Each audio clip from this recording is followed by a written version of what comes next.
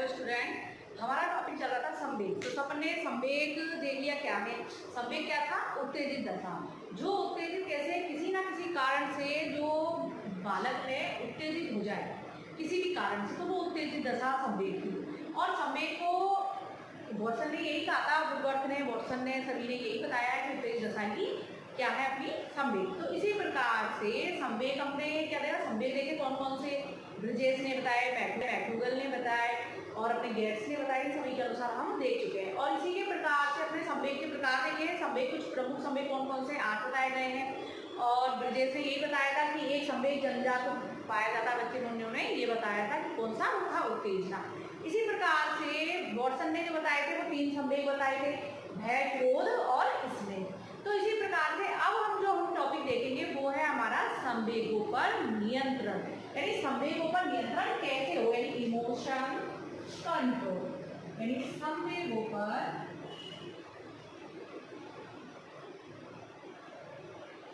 नियंत्रण। पहले ये चीज हम समझ लेते हैं कि संवेगों पर नियंत्रण किस प्रकार से कर सकते हैं। अगर संवेगों पर नियंत्रण नहीं होगा, अगर संवेग पर नियंत्रण नहीं है तो क्या होगा, तो बच्चों में कई प्रकार की विसंगतियां आ जाएंगी, यानी बुरी चीजें हावी हो जाएंगी। अगर संवेग पर नियंत्रण है तो उसको क्या है, अच्छे उसमें मोड़ा जा सकता है, अच्छी चीजें सीख सकता है अगर उसका संवेग पर नियंत्रण होगा। अगर कहते हैं बालक में क्रोध की प्रवृत्ति ज्यादा है और उसको क्रोध पर उस पर नियंत्रण नहीं है, तो वो क्या करेगा, दूसरे बच्चों को मारेगा, पीटेगा, कुछ भी कर सकता है। यानी एक बच्चा कैसा हो जाएगा वो, यानी मानसिक रूप से विक्षिप्त टाइप से, यानी जिसके अंदर क्राइम करने की क्षमता हो जाएगी, ये चीज हो जाएगी, कुछ भी कर सकता है। मतलब अगर संवेग पर नियंत्रण नहीं है तो व्यक्ति हो, बालक हो, मनुष्य हो, कुछ भी कर सकता है। तो इसलिए संवेग पर नियंत्रण की विधियां बनाई गई है। संवेग नियंत्रण की कुछ ऐसी विधियां हैं जिनसे संवेगों को नियंत्रित किया जा सकता है। तो संवेग हमारे इसलिए जरूरी है, हम संवेग जो टॉपिक पढ़ रहे हैं इसलिए आवश्यक है क्योंकि विद्यालय में जब हम बालकों को पढ़ाने जाते हैं, छोटे बच्चों को पढ़ाने जाएंगे, डीएलएड के बच्चे हो, प्रशिक्षार्थी है, तो छोटे बच्चों को पढ़ाने जाएंगे, पहली से 5वीं होंगे या पहली से 8वीं होंगे। तो इस प्रकार से उन बच्चों को पढ़ाने के लिए पहले उनके संवेगों को समझना होगा।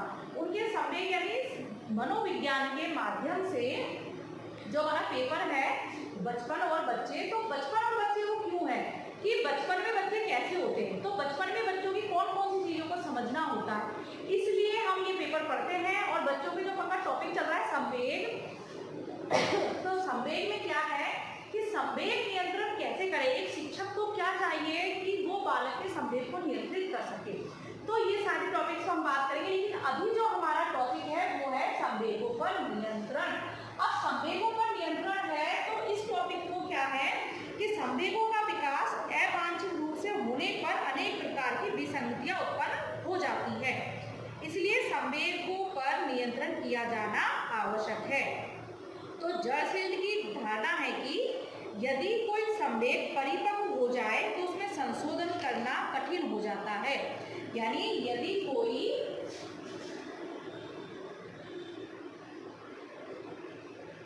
संवेग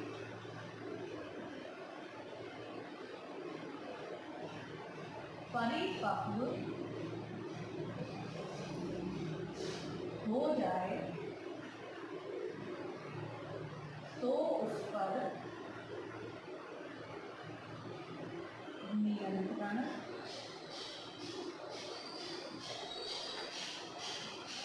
कर पाना कठिन है।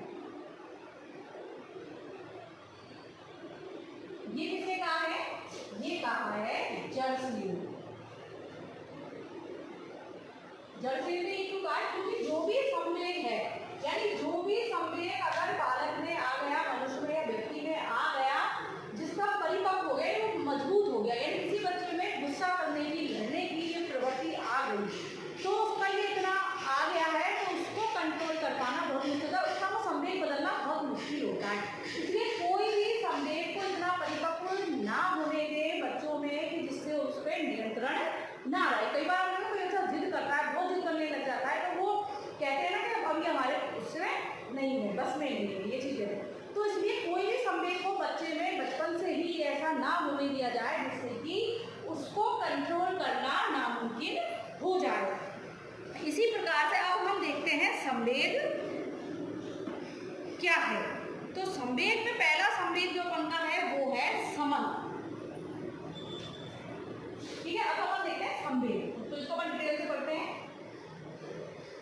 संवेग नियंत्रण, संवेगों पर नियंत्रण। अब पहली जो इसकी वो है समन। समन क्या होता है? समन क्या होता है? किसी भी चीज को या अप्रिय बातों को भूलने के लिए क्या करना? समन करना, बाहर निकालने का प्रयास किया जाता है इस विधि के द्वारा। यानी ये विधियां हैं नियंत्रण की। इस विधि द्वारा अप्रिय प्रसंगों को भूलने, मन से बाहर निकालने का प्रयास किया जाता है। तो ये कौन सी विधि है? समन। तो इसमें क्या होता है? इस विधि के द्वारा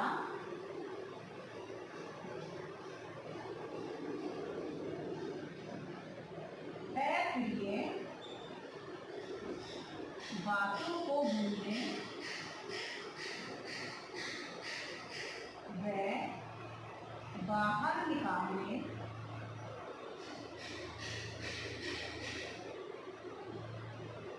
का प्रयास किया जाता है। ठीक है, इसके द्वारा, समन के द्वारा। अब अप्रिय बातों को भूलने में बाहर निकालने का प्रयास कैसे किया जाता है? कि मतलब जैसे कि कोई बालक है, यानी क्या कहते हैं, जानबूझकर किसी चीज को बाहर निकालना। जानबूझकर बोलते ना, जानबूझकर अपन ने कोई चीज भूल गए, जानबूझकर भूलना, कहते हैं जानबूझकर कोई काम करना।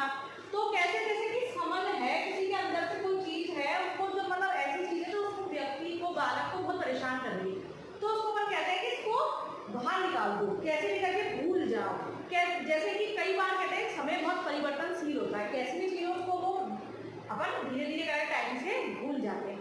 लेकिन जो समन प्रवृत्ति है, तो इसमें क्या होता है, जानबूझकर जो बालक है, शिक्षक को ये चाहिए कि बालक में कोई गलती हो गई हो, कोई ऐसी गलती जिससे बच्चा बहुत डिप्रेशन में जा रहा हो, उसको मानसिक रूप से परेशानी हो रही हो, तो शिक्षक क्या करे, उसको किसी ना किसी चीज से, किसी ना किसी चीज से उस चीज को बढ़ाने का प्रयास करे, जिससे बालक को लगे या व्यक्ति है, जैसे हमको भी कोई चीज भूलनी है तो उसको अपन नेगलेक्ट करते हैं, जानबूझकर उसको अपन छोड़ देते हैं। कोई गलती हो गई हो, कोई ऐसी बात हो जो हमें परेशान कर रही हो, तो उसके लिए समन विधि का उपयोग किया जाता है। जो विधि है समन, समन से बच्चे के अंदर से कोई चीज ऐसी है जो उसको बाधा उत्पन्न हो रही हो, उसको परेशानी हो रही हो, तो उसको जानबूझकर भुलाने का प्रयास किया जाए या फिर उसको बाहर निकाला जाए। अब दूसरी जो विधि है वो है अध्यवसाय। दूसरा है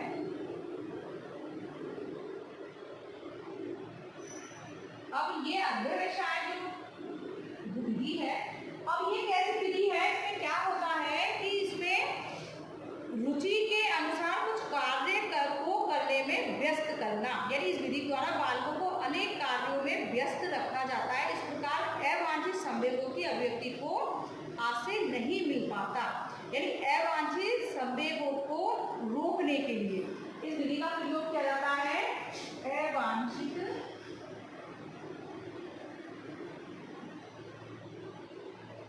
अभिव्यक्ति को रोकने के लिए।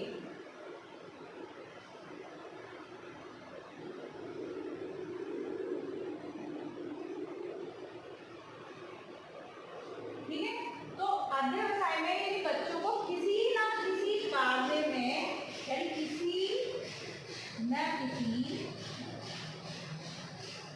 कार्य में या कार्यों में व्यस्त रखा जाता है।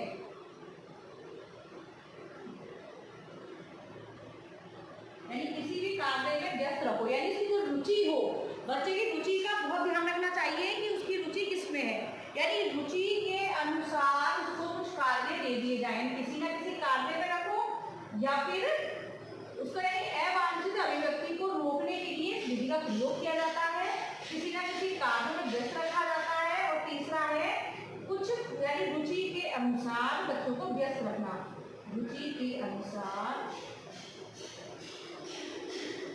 बालक को व्यस्त रखना, यानी उसकी रुचि किसमें है, किसमें नहीं है, यानी अध्ययन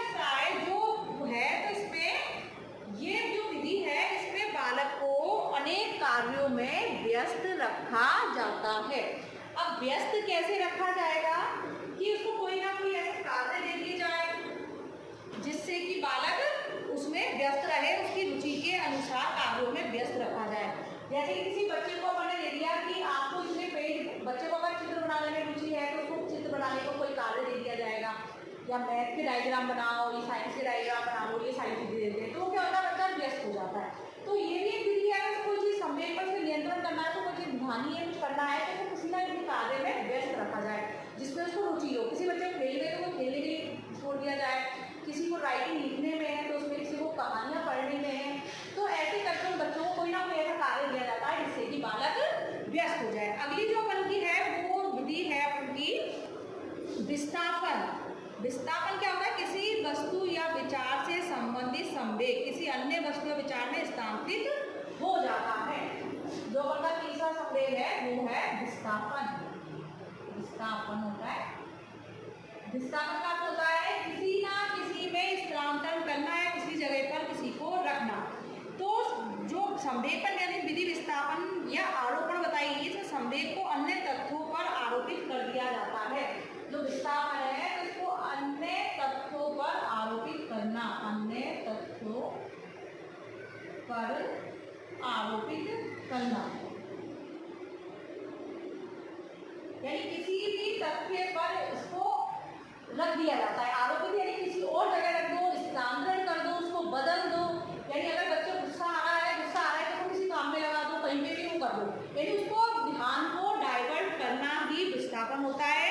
यानी किसी भी वस्तु में या विचार में स्थानांतरित हो जाए। ये वह विधि है जिसमें बालकों को या किसी बड़े विस्थापन किसी न किसी चीज में लगाकर उसके ध्यान को बांट दिया जाए।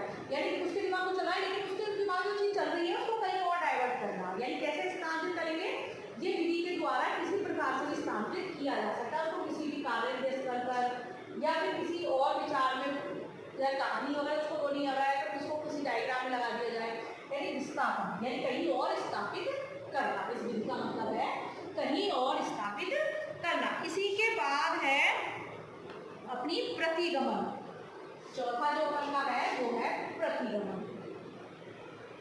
अब प्रतिगमन विधि क्या है, यानी संवेग नियंत्रण की विधियों के नाम है समन, अध्यक्षाय, विस्थापन और प्रतिगमन। अब प्रतिगमन कैसे होगा, तो ये चौथा में प्रतिगमन कैसे होगा। प्रतिगमन में क्या होता है, किसी बालक को गुस्सा आ रहा है तो वो क्या करेगा, चीजें तोड़ने लगेगा। तोड़ने की कोई चीज दे दो, तोड़ने लगेगा, फिर खिलौने तोड़ने लगेगा, या कोई ऐसी वस्तु होगी उसको तोड़ देगा। तो इसमें चीजें तोड़कर इसको प्रकट किया जाता है। इस प्रकार की विधि में संवेगों और तनाव की उत्पत्ति असामान्य व्यवहार से होती है। क्रोधी बालक जो है चीजें तोड़ देते हैं, अपने तनाव को हल्का कर देते हैं। तो इस प्रकार की विधि में क्या हो गया, तनाव की उत्पत्ति असामान्य व्यवहार से होती है। इसमें क्या होता है, तनाव की जो उत्पत्ति है असामान्य व्यवहार के द्वारा।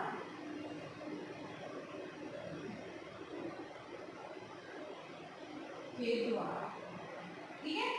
अब असामान्य व्यवहार के द्वारा कैसे हो रही है, असामान्य व्यवहार के द्वारा कि जब अगर बालक को गुस्सा आ रहा है तो वो क्या करेगा, अगर गुस्से में क्रोधी जो बालक होते हैं वो चीजें तोड़ते हैं, और जो थोड़े बिना क्रोध वाले सेंसिबल होते हैं तो क्या करते हैं, वो पढ़ने लग जाएंगे, पढ़ते रहेंगे, चाहे उनके दिमाग घुस जाएंगे तो किताबें के बैठ जाएंगे। तो ये प्रतिगमन की विधि में यही है कि उसको कैसे भी अपने से दूर रखा दिया जाए। अगर गुस्सा आ रहा है तो कोई चीजें तोड़ने लगते हैं, बड़े बड़े व्यक्ति क्या करते हैं, जब गुस्सा आता है तो कोई चीज फेंक दी, किसी को तोड़ दिया, कुछ कर दिया, मतलब ये क्रियाएं करते हैं, तो वो होती है प्रतिगमन। यानी अपने से उस चीज को तोड़ करके या आकर दूर करना। इसी प्रकार से अब अगला जो पंक्ता है वो है संवेगात्मक रेचन। अब संवेगात्मक रेचन है तो वो क्या है, दबाए गए संवेगों को समय समय पर उभरने का अवसर देना। अब कैसे, जिस विधि द्वारा समित संवेगों से मुक्ति पाने का प्रयास किया जाता है। यानी जो अपने अंदर दबी हुई चीजें हैं उनको क्या किया जाता है, उनको निकाला जाता है।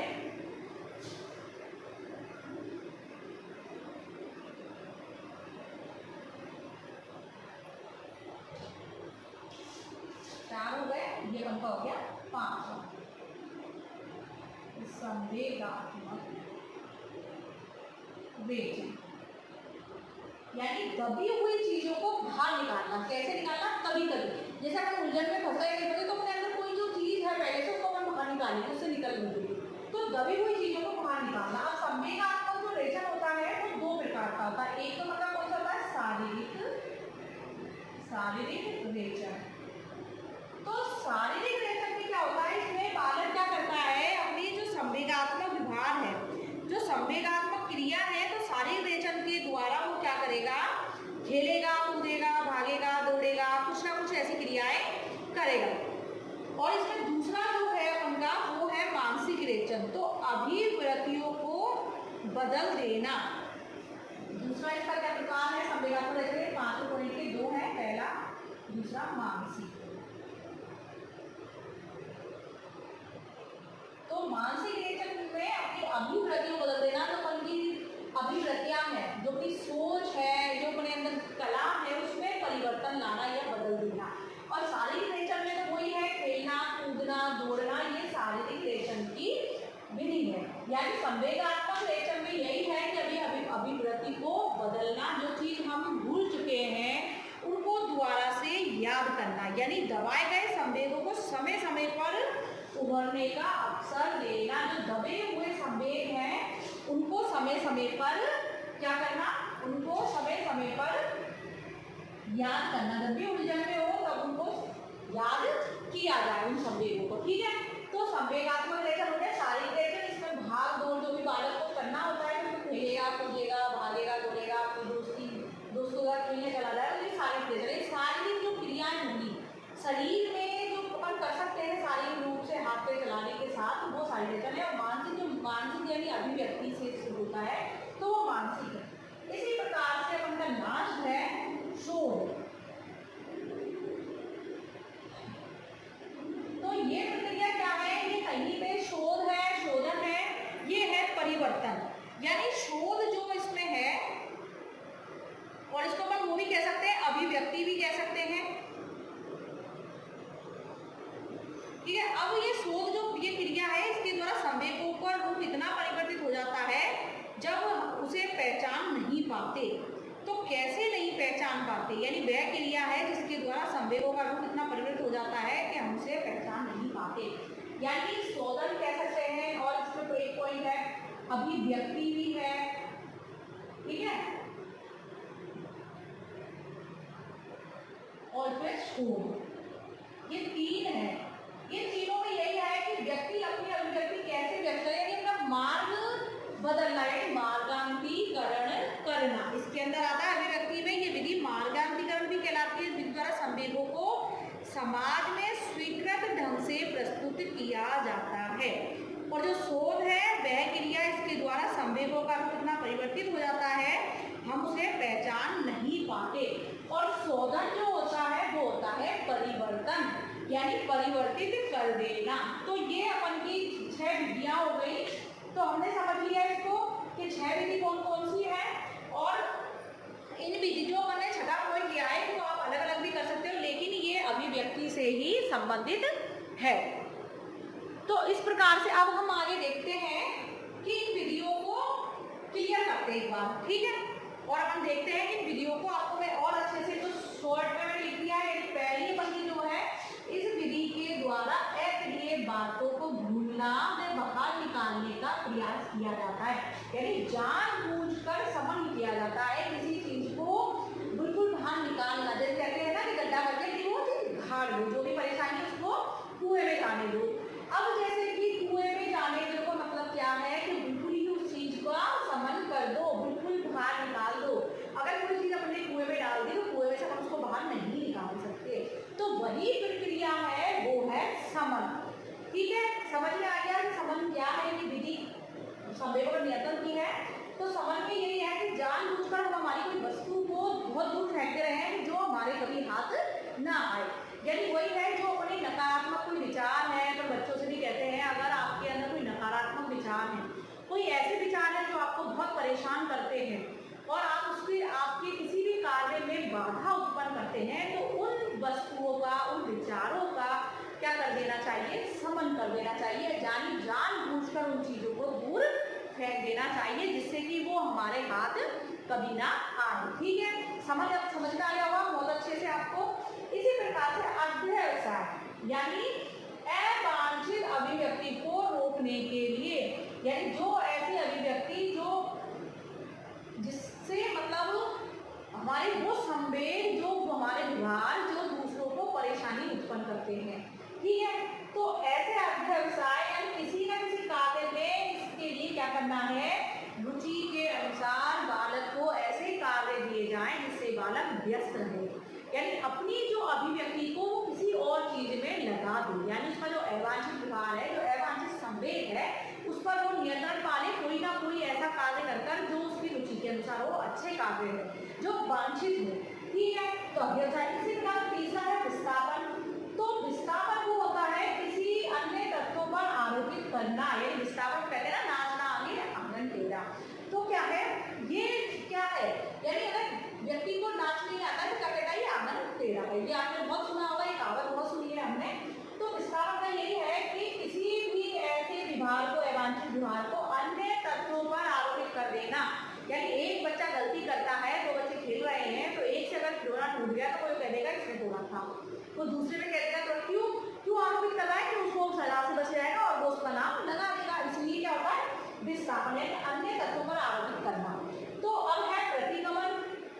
अब प्रतिगमन क्या था, प्रतिगमन भी हमने समझा था कि प्रतिगमन जो होता है इस प्रकार की विधि से संवेग और तनावों को उत्पत्ति सामान्य व्यवहार से होती है।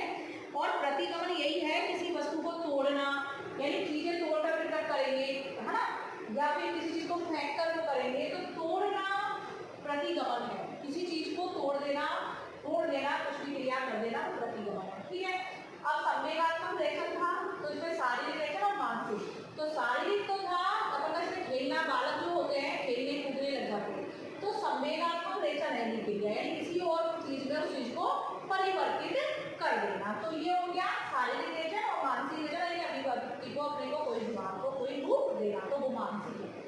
अब जो अगली थी छठी शोधन, अभिव्यक्ति और शोध। अभिव्यक्ति वो है कि अपने विचारों को किसी और के मार्ग के द्वारा उसको वहां पर वो कर देना, यानी अपने विचारों को दूसरों के सामने रखने के लिए। और इससे क्या होता है कि अपने अंदर कोई चीज चल रही होती है जिस पर अपना कंट्रोल नहीं है तो उसको बाहर निकाल देना चाहिए। कई चीजें होती है उनको अंदर परेशान कर देते हैं, यार तू मुझसे बोल दे, अपनी जो भी फीलिंग है वो मुझे बता दे, जिससे क्या होगा दिल में थोड़ी शांति रहेगी। दिमाग में बहुत चीज चलती रहती है, जब तक वो सोचे किसी को ना कह दें तब तक का उसका ये अभिव्यक्ति ऐसा वो है जिससे कि अपने मन की बात को किसी दूसरे के सामने रख दिया जाता है, तो वो है अभिव्यक्ति। शोध भी वही है कि किसी क्रिया को काम कार्य में लग गए, किसी चीज और रिसर्च करने लग गए, तो वही है उस चीज को, ज्ञान को आगे बढ़ा रहे हैं। और शोधन वही है कि शोधन द्वारा परिवर्तित करना है, किसी भी चीज में परिवर्तन ला देना। तो तीनों सेम सी चीजें हैं। तो ये हमारा आज का टॉपिक हो गया संवेगों पर नियंत्रण की विधियां कौन सी है, संवेगों पर नियंत्रण कैसे किया जाए। तो संबंध द्वारा, अध्यवसाय द्वारा, विस्थापन द्वारा, प्रतिगमन द्वारा, संवेगात्मक रेचन और शोधन द्वारा। ठीक है, अब ये 6 विधियां बनी रही थी, तो ये अपने नियंत्रण की विधियां हैं संवेगात्मक की। अब ये नियंत्रण के लिए इसलिए आवश्यक है कि बालक को जिससे उसके संवेग को यानी अवांछित व्यवहार को वांछित व्यवहार में परिवर्तित किया जा सकता है।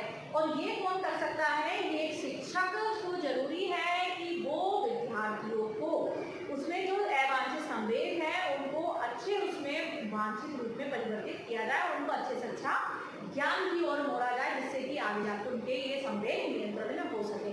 तो ये सारी विधियों का प्रयोग एक अध्यापक को करना चाहिए, जिससे कि बालकों के संवेग को अच्छा रूप दिया जाए, उनको अच्छे से अच्छा उनका विकास किया जाए और व्यवहार में उनके परिवर्तन लाया जा सके। इसी के साथ में आज जो हमारी संवेग नियंत्रण विधियां है यही समाप्त होती है। इसके बाद हम संवेग का शिक्षा में महत्व देखेंगे, फिर अपन आगे इसमें संवेगात्मक में आगे चलेंगे। इसी के साथ में आज हमारा ये टॉपिक यही खत्म होता है। धन्यवाद। आज हमने देख लिया सारी विधियां कौन कौन सी है।